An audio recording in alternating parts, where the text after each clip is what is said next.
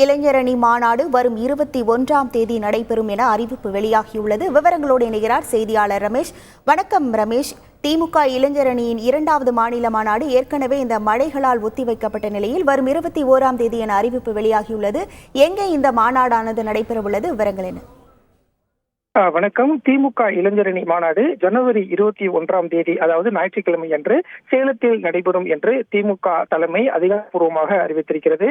திமுக இளைஞரணி மாநாட்டை பொறுத்தவரைக்கும் ஏற்கனவே டிசம்பர் 17ஆம் தேதி நடைபெறும் என்று அறிவிக்கப்பட்டிருந்தது.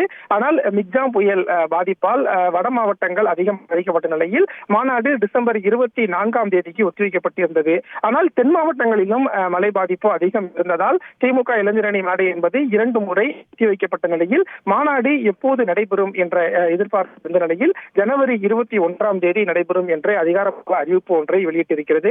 இன்னும் 4 மாதத்தில் நாடாளுமன்ற தேர்தல் வர இருக்கும் நிலையில் திமுகவின் இந்த 2வது இளைஞரணி மாநாடு என்பது அரசியல் ரீதியாகவும் முக்கியத்துவம் வாய்ந்த ஒன்றாக பார்க்கப்படுகிறது. ஏற்கனவே திமுகவின் மூத்த நிர்வாகிகள் எல்லாருமே நாடாளுமன்ற தேர்தலுக்கான ஒரு அடித்தளமாக இந்த திமுக இளைஞரணி மாநில மாநாடு இருக்கும் என்று சொல்லி வருகிறார்கள். 5 லட்சத்துக்கும் மேற்பட்ட திமுக இளைஞரணி நிர்வாகிகள் மற்றும் முக்கிய நிர்வாகிகள் சேலத்தில் ஒன்று கூடி இந்த மாநாடை நடத்த இருக்கிறார்கள். திமுக தலைவரும் முதலமைச்சருமான திரு மு க ஸ்டாலின் மாநாட்டில் பேச இருக்கிறார். திமுகவின் இளைஞரணி செயலாளராக உதயநிதி ஸ்டாலின் பதவியேற்றதற்கு பிறகு நடைபெறக்கூடிய முதல் மாநாடு என்பதால் திமுகவிலும் இந்த மாநாடு முக்கியத்துவம் வாய்ந்த ஒன்றாக பார்க்கப்படுகிறது.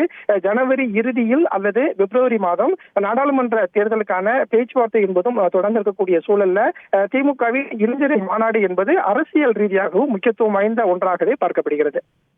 உங்கள் விவரங்களுக்கு நன்றி ரமேஷ். செய்திகளை உடனுக்குடன் தெரிந்து கொள்ள உடனே சப்ஸ்கிரைப் பண்ணுங்க.